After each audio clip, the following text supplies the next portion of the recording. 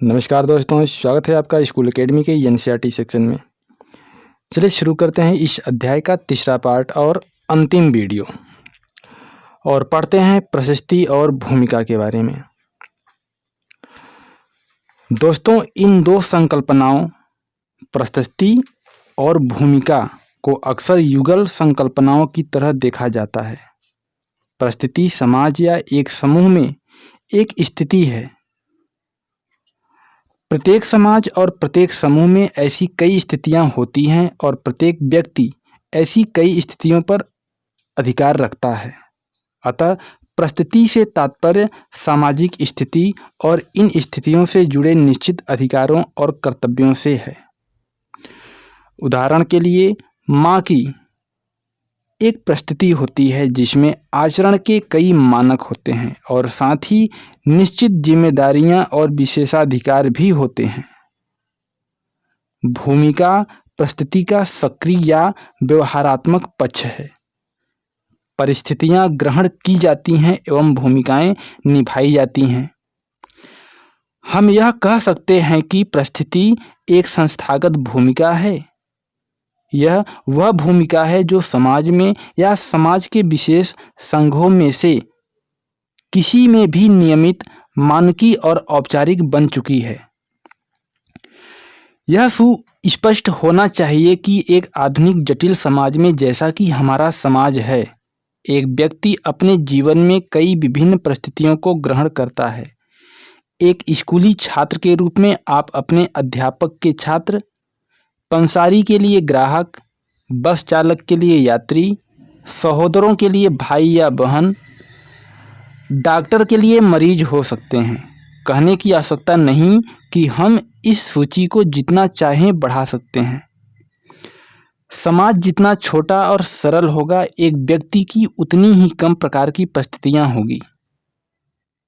हम देखते हैं एक आधुनिक समाज में व्यक्ति की बहुत सी परिस्थितियां होती हैं, जिसे समाजशास्त्री रूप में परिस्थिति समुच्चय का नाम दिया गया है। व्यक्ति अपने जीवन के विभिन्न चरणों में अलग अलग परिस्थितियां ग्रहण करते हैं। एक पुत्र पिता बन जाता है, पिता दादा बन जाता है और फिर परदादा, एवं यह क्रम इसी तरह चलता रहता है। इसे परिस्थिति क्रम कहते हैं क्योंकि इसका अर्थ जीवन के अनेक चरणों में प्राप्त की गई परिस्थितियों से है जो एक क्रम में आती हैं। प्रदत्त परिस्थिति एक सामाजिक स्थिति है जो एक व्यक्ति जन्म से अथवा अनैच्छिक रूप से ग्रहण करता है। प्रदत्त परिस्थिति का सामान्य आधार आयु, जाति, प्रजाति और नातेदारी है। सरल और परंपरागत समाज प्रदत्त परिस्थिति से चिन्हित होते हैं। दूसरी तरफ अर्जित परिस्थिति वह सामाजिक स्थिति है जो एक व्यक्ति अपनी इच्छा, अपनी क्षमता, उपलब्धियों, सद्गुणों और चयन से प्राप्त करता है। अर्जित परिस्थिति का सामान्य आधार शैक्षणिक योग्यता, आय और व्यावसायिक विशेषज्ञता है। आधुनिक समाज को उपलब्धि के आधार पर आंका जाता है। इसके सदस्यों को प्रतिष्ठा उनकी उपलब्धियों के आधार पर प्रदान की जाती है। आपने अक्सर यह वाक्यांश सुना होगा, आपको अपने आप को साबित करना है। परंपरागत समाजों में आपकी परिस्थिति जन्म से परिभाषित और निर्धारित होती थी, तथापि जैसा कि ऊपर चर्चा की गई है, उपलब्धि पर आधारित आधुनिक समाजों में भी प्रदत्त परिस्थिति महत्व रखती है। परिस्थिति और प्रतिष्ठा अंतः संबंधित शब्द हैं। प्रत्येक परिस्थिति के अपने कुछ अधिकार और मूल्य होते हैं। मूल्य किसी व्यक्ति से, उसके कार्यों या उनके अनुपालन से नहीं, बल्कि सामाजिक स्थिति से जुड़े होते हैं। परिस्थिति या पदाधिकार से जुड़े मूल्य के प्रकार को प्रतिष्ठा कहते हैं। अपनी प्रतिष्ठा के आधार पर लोग अपनी परिस्थिति को ऊंचा या नीचा दर्जा दे सकते हैं। एक दुकानदार की तुलना में एक डॉक्टर की प्रतिष्ठा ज्यादा होगी, चाहे उसकी आय कम ही क्यों न हो। यह ध्यान रखना आवश्यक है कि किस व्यवसाय को प्रतिष्ठित माना जाता है, यह विचार समाज और समय के साथ बदलता रहता है। लोग अपनी भूमिकाओं को सामाजिक अपेक्षाओं के अनुसार निभाते हैं, जो कि भूमिका को ग्रहण करना और भूमिकाओं को निभाना है। एक बच्चा इस आधार पर व्यवहार करना सीखता है कि दूसरे लोग उसके व्यवहार को किस प्रकार देखते व आंकते हैं। भूमिका संघर्ष एक या अधिक परिस्थितियों से जुड़ी भूमिकाओं की असंगतता है। यह तब होता है जब दो या अधिक भूमिकाओं से विरोधी अपेक्षाएं पैदा होती हैं। एक सामान्य उदाहरण मध्यम वर्गीय कामकाजी महिला का है, जिसे घर पर मां तथा पत्नी और कार्यस्थल पर कुशल व्यावसायिक की भूमिका निभानी पड़ती है। यह एक सामान्य मान्यता है कि पुरुष भूमिका संघर्ष का सामना नहीं करते। समाजशास्त्र, जिसमें आनुभविक और तुलनात्मक दोनों विषय आते हैं, इससे अलग राय रखता है। खासी मातृवंश पुरुषों के लिए बहुत अधिक भूमिका संघर्ष पैदा करता है। वे एक तरफ अपने जन्मजात घर और दूसरी तरफ पत्नी और बच्चों के प्रति जिम्मेदारियों में बंट जाते हैं। वे अपने बच्चों की निष्ठा को शासित करने के आवश्यक अधिकार और यहाँ तक कि मृत्यु के बाद स्वयं अर्जित संपत्ति को अपने बच्चों को देने के अधिकार से भी वंचित महसूस करते हैं। खासी महिलाओं को यह दबाव और अधिक रूप में प्रभावित करता है। एक महिला कभी भी पूर्ण रूप से आश्वस्त नहीं हो सकती है कि उसके पति को अपनी बहन का घर अपनी पत्नी के घर की अपेक्षा अधिक अनुकूल नहीं लगता। भूमिका स्थिरीकरण समाज के कुछ सदस्यों के लिए कुछ विशिष्ट भूमिकाओं को सुदृढ़ करने की प्रक्रिया है। उदाहरण के लिए, अक्सर पुरुष कमाने वाली और महिलाएं घर चलाने वाली रूढ़िबद्ध भूमिकाओं को निभाते हैं। सामाजिक भूमिकाओं और परिस्थितियों को अक्सर स्थिर और अपरिवर्तनीय रूप में देखा जाता है, जो कि गलत है। यह महसूस किया गया है कि व्यक्ति उन अपेक्षाओं को समझने लगता है जो एक संस्कृति में सामाजिक स्थिति से जुड़ी होती है। वह उन भूमिकाओं को उसी प्रकार निभाता है जिस प्रकार वे परिभाषित की जाती हैं। समाजीकरण द्वारा व्यक्ति सामाजिक भूमिकाओं को ग्रहण करते हैं और उन्हें निभाना सीखते हैं। तथापि इस मत को गलत रूप से लिया जाता है। यह बताता है कि व्यक्ति भूमिकाओं को बनाने अथवा सौदा करने की बजाय सिर्फ उन्हें ग्रहण करता है। वास्तव में समाजीकरण वह प्रक्रिया है जिसमें मनुष्य कर्ता की भूमिका निभा सकते हैं। वे केवल निष्क्रिय वस्तु नहीं हैं जो निर्देशों की प्रतीक्षा करते हैं। व्यक्ति सामाजिक अंतःक्रिया की निरंतर चलने वाली प्रक्रिया द्वारा सामाजिक भूमिकाओं को समझने और अपनाने लगते हैं। यह विवेचना शायद आपको व्यक्ति और समाज के संबंधों को समझने में मदद करेगी, जिसके बारे में हम पहले अध्याय में पढ़ चुके हैं। भूमिकाएं और परिस्थितियां न ही स्थिर होती हैं और न ही किसी के द्वारा प्रदान की जाती हैं। लोग भूमिकाओं और परिस्थितियों में जाति या प्रजाति अथवा लिंग पर आधारित भेदभाव के खिलाफ संघर्ष करते हैं। दूसरी तरफ समाज में कुछ विभाग ऐसे होते हैं जो इन परिवर्तनों का विरोध करते हैं। उसी प्रकार व्यक्तियों द्वारा भूमिकाओं का उल्लंघन करने पर उन्हें प्रायः दंडित किया जाता है। अतः समाज न केवल भूमिकाओं और परिस्थितियों के साथ बल्कि सामाजिक नियंत्रण के साथ भी कार्य करता है। दोस्तों, चलिए अब देखते हैं समाज व सामाजिक नियंत्रण के बारे में। सामाजिक नियंत्रण समाजशास्त्र में सामान्यतः सबसे ज़्यादा प्रयोग की जाने वाली संकल्पनाओं में से एक है। इसका तात्पर्य उन अनेक साधनों से है जिनके द्वारा समाज अपने उदंड या उपद्रवी सदस्यों को पुनः राह पर लाता है। आप यह जानेंगे कि किस प्रकार संकल्पनाओं के अर्थ के बारे में समाजशास्त्र में अलग अलग दृष्टिकोण और विवाद है। आप यह भी जानेंगे कि प्रकारवादी समाजशास्त्रियों ने समाज को विशेष रूप से सामंजस्यपूर्ण समझा और विरोधी समाजशास्त्रियों ने समाज को मुख्य रूप से असमान, असंगत और अत्याचारी समझा। हमने यह भी देखा कि किस प्रकार कुछ समाजशास्त्रियों ने व्यक्ति और समाज पर अधिक ध्यान केंद्रित किया और दूसरों ने सामूहिकताओं पर, जैसे वर्ग, प्रजातियां और जातियां। प्रकारवादी दृष्टिकोण के अनुसार सामाजिक नियंत्रण का तात्पर्य है व्यक्तियों और समूहों के व्यवहार को नियमित करने के लिए बल प्रयोग करना। दूसरा, समाज में व्यवस्था बनाए रखने के लिए मूल्यों और प्रतिमानों को लागू करना। सामाजिक नियंत्रण को एक तरफ व्यक्तियों या समूहों के पथभ्रष्ट व्यवहारों को नियंत्रित करने के लिए संचालित किया जाता है और दूसरी तरफ सामाजिक व्यवस्था और सामाजिक साहचर्य को बनाए रखने के लिए व्यक्तियों और समूहों के तनाव और विरोध को दूर करने में इसका प्रयोग किया जाता है। इस प्रकार समाज में स्थिरता के लिए सामाजिक नियंत्रण को महत्वपूर्ण माना जाता है। संघर्षवादी सिद्धांतवादी अक्सर सामाजिक नियंत्रण को ऐसे साधनों के रूप में अधिक देखेंगे जिनके द्वारा समाज के प्रभावी वर्ग का बाकी समाज पर नियंत्रण लागू किया जा सकता है। स्थिरता को समाज के एक भाग द्वारा दूसरे भाग पर प्रभुत्व के रूप में देखा जाएगा।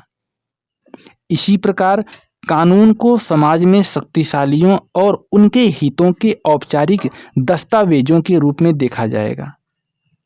सामाजिक नियंत्रण का तात्पर्य सामाजिक प्रक्रियाओं, तकनीकों और रणनीतियों से है जिनके द्वारा व्यक्ति या समूह के व्यवहार को नियमित किया जाता है। इसका अर्थ व्यक्तियों और समूहों के व्यवहार को नियमित करने के लिए बल प्रयोग से और समाज में व्यवस्था के लिए मूल्यों और प्रतिमानों को लागू करने से है।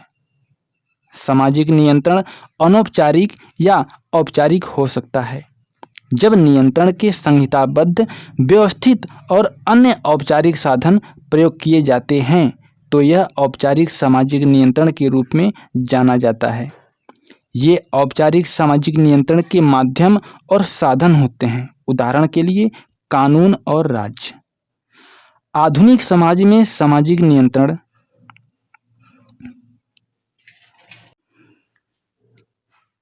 के औपचारिक साधनों और माध्यमों पर जोर दिया जाता है। प्रत्येक समाज में एक दूसरे प्रकार का सामाजिक नियंत्रण होता है जिसे अनौपचारिक सामाजिक नियंत्रण के रूप में जाना जाता है। यह व्यक्तिगत, अशासकीय और असंहिताबद्ध होता है। इसमें मुस्कान, चेहरे बनाना, शारीरिक भाषा, आलोचना, उपहास, हंसी आदि सम्मिलित होते हैं। एक ही समाज में इनके प्रयोग में काफ़ी भिन्नताएं हो सकती हैं। दैनिक जीवन में ये बहुत प्रभावशाली होते हैं। फिर भी कुछ मामलों में सामाजिक नियंत्रण की अनौपचारिक विधियां अनुरूपता या आज्ञाकारिता लागू करने में असमर्थ हो सकती हैं। अनौपचारिक सामाजिक नियंत्रण के विभिन्न माध्यम होते हैं, अर्थात परिवार, धर्म, नातेदारी आदि। क्या आपने इज्जत के लिए हत्या के बारे में सुना है? नीचे दी गई समाचार पत्र रिपोर्ट को पढ़ें और इसमें शामिल सामाजिक नियंत्रण के विभिन्न माध्यमों को पहचानें। स्वीकृति, पुरस्कार या दंड का एक ढंग है। स्वीकृति, पुरस्कार या दंड का एक ढंग है जो सामाजिक रूप से अपेक्षित व्यवहार को पुनः स्थापित करता है। सामाजिक नियंत्रण सकारात्मक या नकारात्मक हो सकता है। समाज के सदस्यों को अच्छे और अपेक्षित व्यवहार के लिए पुरस्कृत किया जा सकता है। दूसरी तरफ नियमों को लागू करने के लिए और विचलन को राह पर लाने के लिए नकारात्मक स्वीकृतियों का प्रयोग भी किया जाता है। विचलन का अर्थ उन क्रियाओं से है जो समाज या समूह के अधिकतर सदस्यों के मूल्यों या आदर्शों के अनुसार नहीं होती। विचलन को मोटे तौर पर विभिन्न संस्कृतियों या उपसंस्कृतियों में अंतर करने वाले मानकों और मूल्यों के रूप में जाना जाता है। इसी प्रकार विचलन के विचार को एक समय से दूसरे समय में चुनौतियां मिलती हैं और ये परिवर्तित होते रहते हैं। उदाहरण के लिए एक ही समाज में अंतरिक्ष यात्री बनने की इच्छा रखने वाली महिला को एक समय में तो विचलक माना जाएगा और दूसरे समय में उसी समाज में उसकी प्रशंसा की जाएगी। आप पहले ही जानते हैं कि समाजशास्त्र किस प्रकार सामान्य बौद्धिक ज्ञान से भिन्न है। इस अध्याय में चर्चा की गई विशिष्ट शब्दावली और संकल्पनाएं समाज की समाजशास्त्री समझ को बढ़ाने में आपकी मदद करेगी।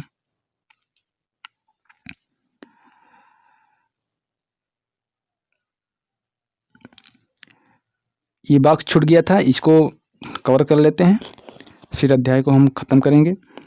सामाजिक नियंत्रण का अंतिम और निसंदेह प्राचीनतम साधन है शारीरिक बल प्रयोग करना। सामाजिक नियंत्रण का अंतिम और निसंदेह प्राचीनतम साधन है शारीरिक बल प्रयोग। यहाँ तक कि आधुनिक लोकतंत्र के उदार विचारों वाले समाजों में भी चरम तर्क हिंसा है। कोई भी राज्य पुलिस बल या इसके समान किसी अन्य सशस्त्र बल के बिना नहीं रह सकता। कोई भी राज्य पुलिस बल या इसके समान किसी अन्य सशस्त्र बल के बिना नहीं रह सकता। किसी भी क्रियाशील समाज में हिंसा को मितव्यता से और अंतिम उपाय के रूप में प्रयोग किया जाता है। प्रतिदिन के सामाजिक नियंत्रण के लिए बल प्रयोग का केवल भय ही काफी होता है। जब मनुष्य ऐसे गहन समूहों में रहते या काम करते हैं जिसमें वे व्यक्तिगत रूप से जाने जाते हैं और जिसके प्रति वे व्यक्तिगत निष्ठा की भावना से बंधे होते हैं, मतलब कि वह प्रकार जिसे समाजशास्त्री प्राथमिक समूह कहते हैं, तो वास्तविक या संभावित पथभ्रष्ट लोगों को राह पर लाने के लिए नियंत्रण के प्रबल और तीक्ष्ण साधनों का प्रयोग किया जाता है। सामाजिक नियंत्रण का एक पक्ष जिस पर जोर देना आवश्यक है, यह तथ्य है कि यह अक्सर कपटपूर्ण दावे पर आधारित होता है।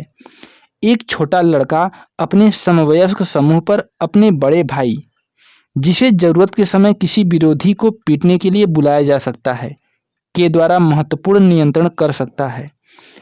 ऐसे किसी भाई की अनुपस्थिति में भाई की कल्पना करना भी संभव है। यह छोटे लड़के के जनसंपर्क कौशल का प्रश्न होगा कि क्या वह अपनी कल्पना को वास्तविक नियंत्रण में बदलने में सफल होगा या नहीं। क्या आपने किसी छोटे बच्चे को यह कहकर दूसरे बच्चे को डराते देखा या सुना है कि मैं अपने बड़े भाई को बता दूंगा? क्या आप अन्य उदाहरणों के बारे में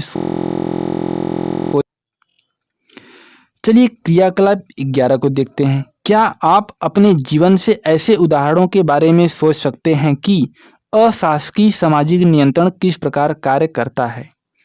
क्या आपने कक्षा में या अपने समवयस्क समूह में यह निरीक्षण किया है कि एक बच्चा जो दूसरों से थोड़ा भी अलग तरह का व्यवहार करता है, उससे किस प्रकार का बर्ताव किया जाता है? क्या आपने ऐसी घटनाएं देखी हैं जब बच्चों को उनके समवयस्क समूह अन्य बच्चों की तरह बनने के लिए तंग करते हैं? चलिए अब देखते हैं अंतरजातीय विवाह करने पर भाई ने बहन की हत्या कर दी। यह एक कहानी है। पुलिस के अनुसार 19 वर्षीय एक लड़की जब अस्पताल में सो रही थी तब उसके बड़े भाई ने उसका सिर कलम कर उसकी हत्या कर दी, जिसे इज्जत के लिए हत्या मतलब कि ऑनर किलिंग कहा जाता है। उन्होंने कहा कि लड़की द्वारा जाति के बाहर विवाह करने के बाद 16 दिसंबर को उसके भाई ने उस पर चाकू से हमला किया था और उसका अस्पताल में इलाज चल रहा था। उन्होंने बताया कि वह और उसका प्रेमी 10 दिसंबर को घर से भाग गए थे और शादी करने के बाद 16 दिसंबर को अपने घर वापस आ गए थे। उसके अभिभावकों ने इस विवाह का विरोध किया था। पंचायत ने भी युगल पर दबाव डालने की कोशिश की थी, पर उन्होंने अलग रहने से मना कर दिया था। चलिए दोस्तों, अब कुछ शब्दावलियों को देख लेते हैं। पहला है विरोधी सिद्धांत। एक समाजशास्त्री दृष्टिकोण जो मानव समाजों में उपस्थित तनावों, विभाजनों और संघर्षरत रुचियों पर ध्यान केंद्रित करता है। संघर्षवादी सिद्धांतकार मानते हैं कि समाज में संसाधनों की कमी और उनका मूल्य विरोध उत्पन्न करता है, क्योंकि समूह इन संसाधनों पर पहुंच और नियंत्रण स्थापित करने के लिए संघर्ष करते हैं।